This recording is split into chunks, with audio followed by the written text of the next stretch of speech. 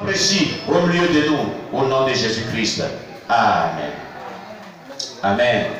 Que Dieu soit loué. Alors, comme vous le savez, tous les dimanches, nous avons 3 messages que Dieu nous accorde par la grâce de Dieu. Souvent 2 messages, souvent 3 messages selon Dieu. Et ce matin, nous allons véritablement écouter ce message. Oui, ce message sur le retour de Jésus, le second avènement de Jésus-Christ. Le second avènement de Jésus-Christ. Amen. La suite de ce thème sur le second avènement de Jésus-Christ. Alléluia. Amen. Le second avènement de Jésus. Nous avions vu ce thème depuis un certain moment. Alléluia. Et nous allons voir la suite de ce thème. Pendant que nous vivons sur la terre et que Dieu nous fait grâce de pouvoir être en vie, nous devons nous apprêter pour le retour du Seigneur Jésus-Christ. Bien-aimés, les temps sont finis et Jésus-Christ est à la porte. Jésus-Christ voudrait que chaque chrétien s'apprête pour son avènement et son retour. La dernière fois, Dieu nous avait parlé au travers ce message. Et voici ce qu'il avait dit.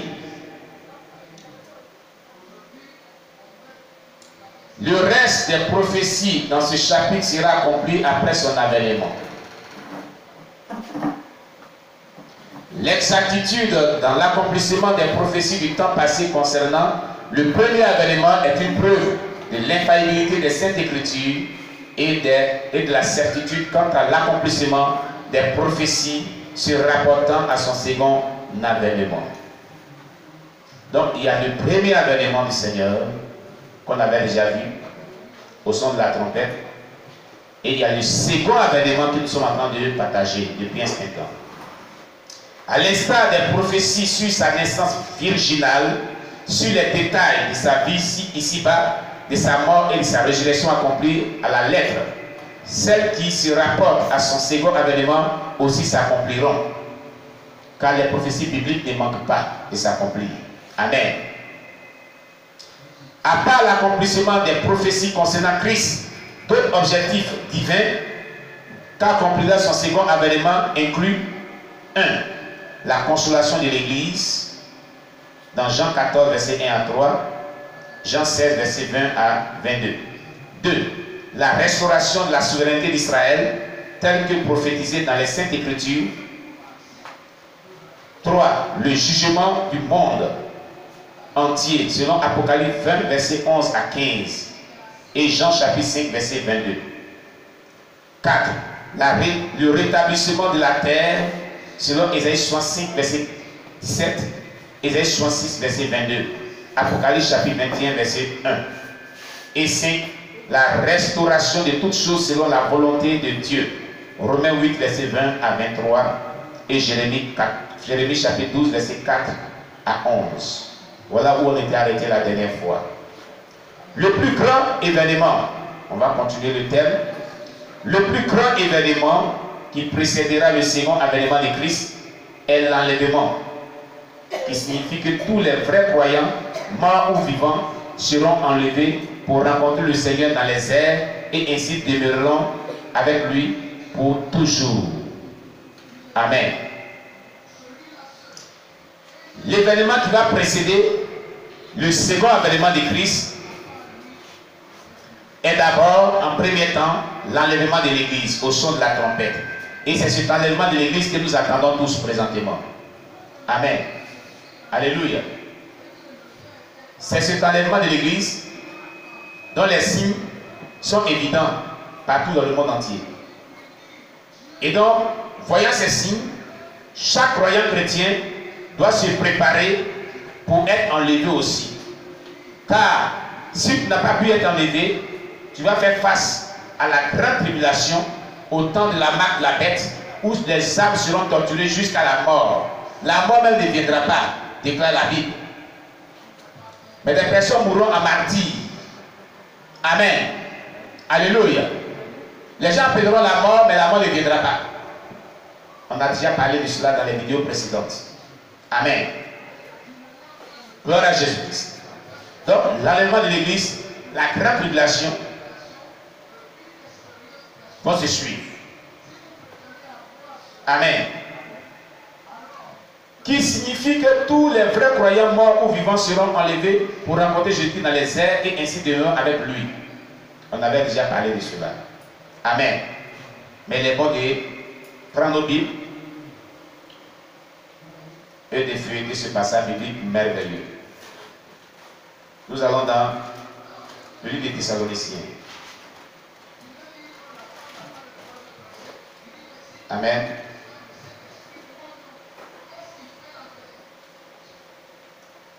Gloire à Jésus-Christ.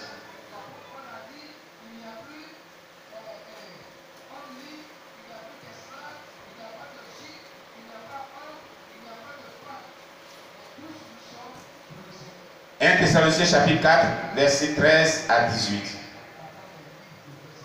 1 Thessaloniciens chapitre 4, verset 13 à 18. Est-ce que vous êtes à la page?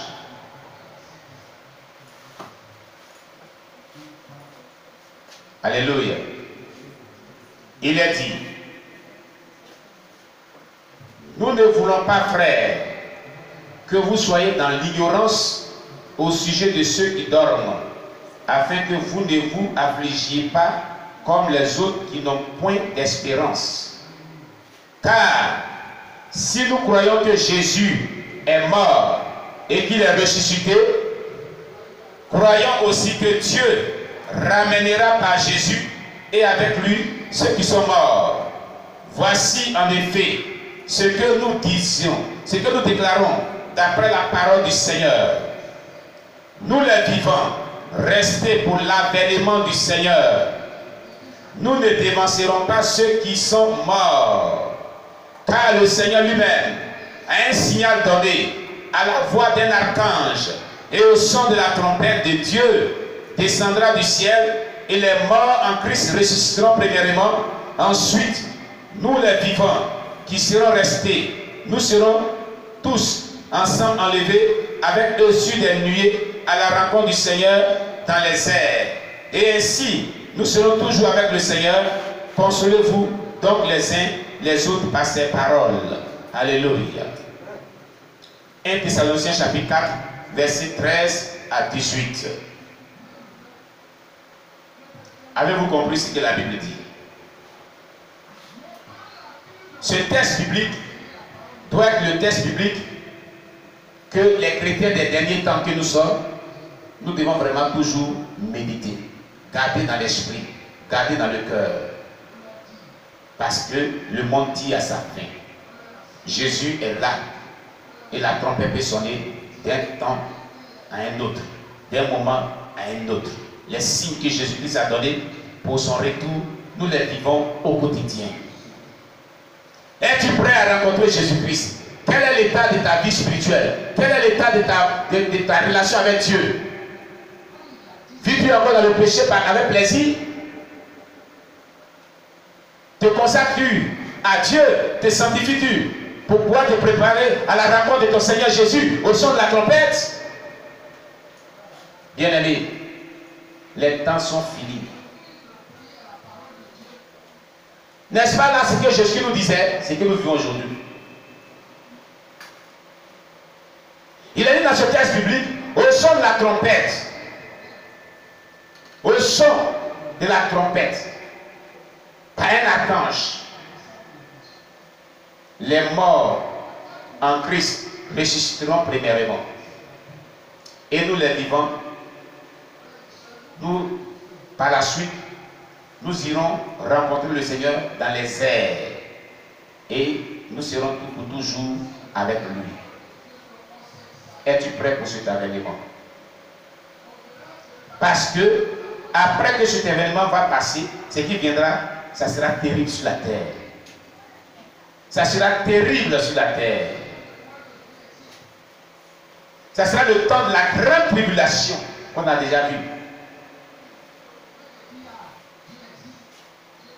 On s'amuse, on dort, on mange, on sert Dieu, on jeûne, on prie, on prêche l'évangile, on se réjouit, on danse. N'oublions pas que Jésus est à la porte. La trompette de Dieu peut sonner d'un moment à l'autre. Est-ce que notre vie est vraiment en conformité à la parole de Dieu pour que nous soyons enlevés avec le Seigneur? Si jamais la trompette sonnait maintenant, n'oublions pas cela de vue. N'oublions pas cela de vue. Es-tu prêt? Si Jésus venait maintenant, es-tu prêt à aller avec lui? Est-ce que ta relation avec Dieu, elle est pure? Elle est sainte? Elle est apte à être vraiment acceptée par Dieu afin que lorsqu'il vient, il puisse te prendre pour aller au ciel avec toi? Vis-tu la vie chrétienne véritable? Marche-tu selon la parole de Dieu? Marche-tu selon le Saint-Esprit? Est-ce que ta vie est guidée par le Saint-Esprit? Est-ce que tu vis selon ce que Dieu veut? Quel est l'état de ta vie spirituelle? Comment tu vis ta vie spirituelle? Comment tu vis dans le Seigneur? Mets-tu en pratique ces enseignements que tu reçois ici? Quand tu médites la parole de Dieu, c'est que Dieu te fait comprendre. Est-ce que tu vis selon cela? Est-ce que tu es engagé dans l'œuvre de Dieu? Est-ce que tu gagnes les âmes pour le Seigneur? Est-ce que tu te sanctifies? La Bible dit sans la sanctification, nul ne verra le Seigneur. Amen, amen. Il a dit sans la sanctification, nul ne verra Dieu. Vis-tu réellement la sanctification dont on a besoin pour voir le Seigneur? Jésus-Christ est déjà là. Les trompettes sont déjà dans la bouche des anges. Il suffit qu'ils appuient et puis ils sonnent. Juste après le contraire, tu n'as pas encore réglé ton problème de péché mignon qui est dans ta vie. Ça ne t'arrange pas. Bien-aimé, répands-toi. Répands-toi de ce péché mignon. Sinon ce péché mignon va t'empêcher de rentrer au ciel. Ce péché répétitif dans ta vie va t'empêcher de rentrer au ciel.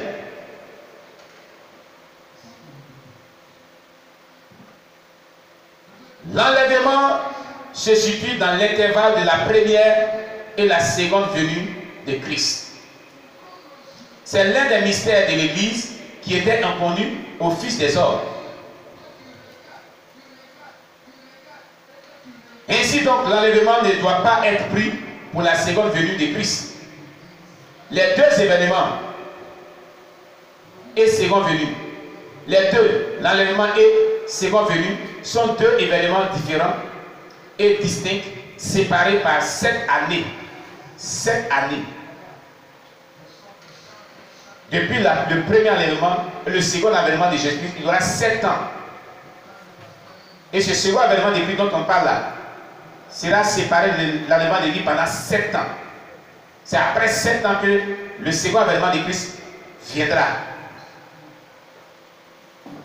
Amen. Amen.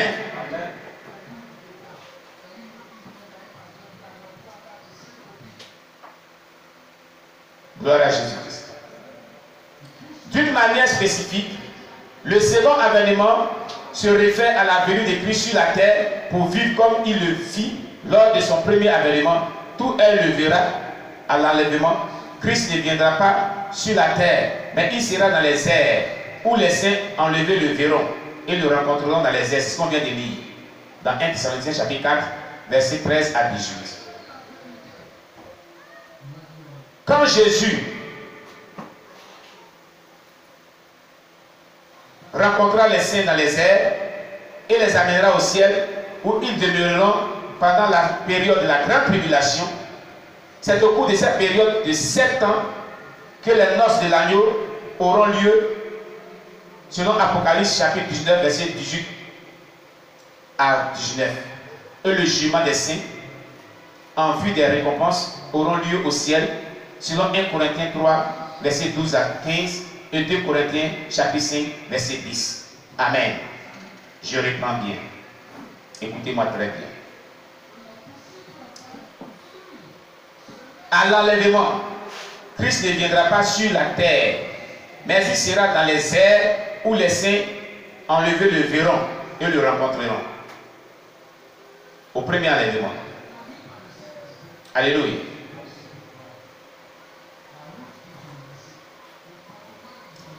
Jésus rencontrera les saints dans les airs, il les amènera au ciel, où ils demeureront pendant la période de la grande tribulation.